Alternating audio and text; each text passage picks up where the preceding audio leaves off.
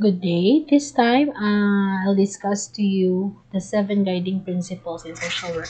We are already done with the attributes of the profession, the code of ethics, the values of social work. This time, I'll discuss to you the 7 guiding principles. So, what does it mean to say principles? This is our anchored beliefs. This is the characteristics that the social worker should possess. So this is created by and introduced by Felix Bistic. So remember that. So guiding or generic principles in social work. So this is introduced by Felix Bistic in on 1961 and as attributes or characteristics of client-worker relationship in casework. Lately, it is called as instrumental values as they logically form the value assumptions of social work. So again, principles or guiding principles in social work is the value assumptions of every social worker. So these are the 7 principles. So let us start with acceptance. Acceptance of people as they are. This is the recognition of clients' innate dignity, worth, equality, basic rights, and needs. This is regardless of clients' individual qualities arising from heredity, environment, behavior, or any other source.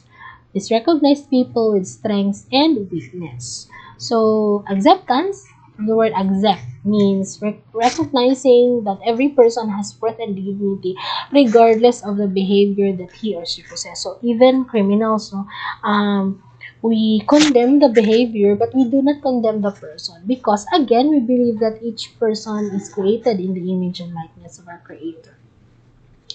Acceptance does not mean approval of the client's attitudes, behavior, or standards. Not the good but the real. So meaning, this is what I've said na, we do not agree necessarily to the behavior of our clients but we accept him or her that he or she is endowed with dignity and rights. Second is the participation of the client in problem solving. Clients participate and encourage in planning ways in resolving his or her problems. Okay, so each client possesses the ability to reason out, the ability to make decisions, and that each client should participate and encourage to participate in solving his or her problem. Client is asked to look into his own resources and utilize resources. Also, it should be that the client should also have the counterpart of the problems that he is or she is into, no, and helping the client. You should not let the client become dependent to you as the worker. So make the client, di ba, our goal is to empower the clients, enhance his or her functioning, and by then we help the client or encourage the client to really create or even look for resources that can help him or her. Worker build on client strengths rather than focusing on his or her weaknesses. Third principle is self-determination as the right of the client. So the client has the right to decision making, participate as well as to decide for him or her, based upon the right of the individual to make their own choices and decisions. So in here, also clients has the ability to reason out and is entitled to participate in every situation he or she is into. The client also has the right to make decisions. So even as I've said, kato akong gina-example nga battered woman. Tapos, ginapasaylo ra gihapon niya iyang bana. So this means nga, even if you as a worker, no, kanang grabe na kaay ka frustrated sa client, again, dili nimo pwede nga i-inculcate or ano sa client nga mo gani imong buhaton because again, that is his or her life and he is or she is entitled to make decisions sa iyang kinabuhi. Worker does not do everything for the client since she knows that the client is capable of self-help. So again, the client has the ability to self-help, aim to regain clients' respect and self-confidence. So by then, yung client self-determination, he or she is also has the ability to para iyahang ma-regain niya ang confidence sa iyang kaugalingon and then respect sa iyang kaugalingon. Fourth is individualization of clients, the recognition and understanding of each client's unique qualities. So, individual clients has unique qualities. Individualizing or individualization means, example, even if twins na sila pero lahi sila batasan, behavior, lahi sila characteristics, lahi sila og manner or personality. So, lahi-lahi po dapat ang intervention for ang help na ihatag sa client, sa social worker. Another example, puro sila mga unwed mothers. Pero lahi ang circumstance ng unwed ng isa, lahi yung circumstance na nung or situation na nung unwed ng another mother. So, lahi po ang approach na dapat i-possess or ihatag ng social worker. Differential use of principles and methods to assist clients towards change. Technique ani related is the differential association technique. So meaning to say that each client should also be differentiated in terms of manner of giving assistance or help. Individualization is based on the right of human beings to be individuals, to be who they are, no? Or to kanang mapakita nila kung kinsa sila despite and in spite of the same circumstance that they are into. Right to be treated not just as a human being but as this human being with his personal differences or different in character.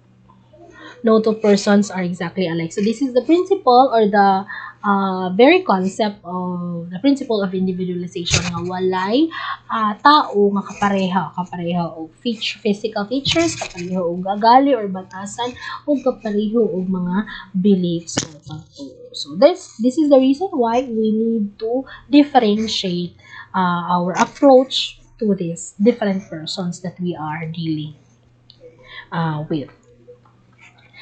Fifth is confidentiality. So, confidentiality is the protection of secret or private information disclosed in the professional relationship. So, keeping of secrets, no, sa di ba? This is also related to the Data Privacy Act, no, mga documents na ginapahatag, ginapabasa sa lain, no? Even sa atong social media, we are also entitled to confidential nga mga mga data sa atong kinabuhi kay wala siya posible impact sa ato, negative impact. Confidentiality is a basic right of the client. So right to privacy is our basic right, our natural right. So it should be treated with confidence, treated with utmost confidentiality. That's the right term. An ethical obligation of the worker towards the client, necessary for effective helping, and that the client's right, however, is not absolute. So, I've said no sa our previous discussion nga, ang iyang confidence, ma-break, there are certain circumstances nga ma-break ang confidentiality. Kaya dili man absolute ang katungod sa isa ka tao or sa client. The client's information is often shared with other professional persons within the agency and in other organizations. Written permission is required to divulge information to other agencies. Munang kinahanglan ang informed consent. That is a written permission. Even sa research, no, kinahanglan og informed consent. Written permission or during interview, kinahanglan written permission. Ang informed consent is a written permission nga nag-testify nga permado sa person nga imong gi-interview or imong gi-istorya nga kuhaan nimo ang mga personal information na necessary for the intervention process. 6 is worker self-awareness or non-judgmental attitude.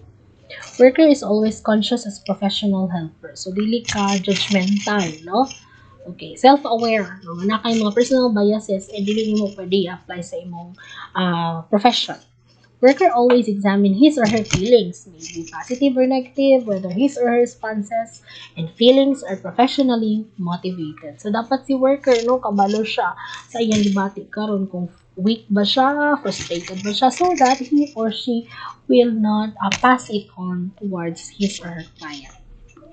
Based on the conviction that the helping process precludes assigning guilt or innocence, degree of client responsibility for causation of the problems or needs. Mo bitaw na give the client the benefit of the doubt. Dili ka mo jump into conclusion kay mao ni siya imong based lang sa imong nakita. But it should have mga evidences and even mga collateral informations na mag-justify before ka mo conclude sa imong decision or assessment.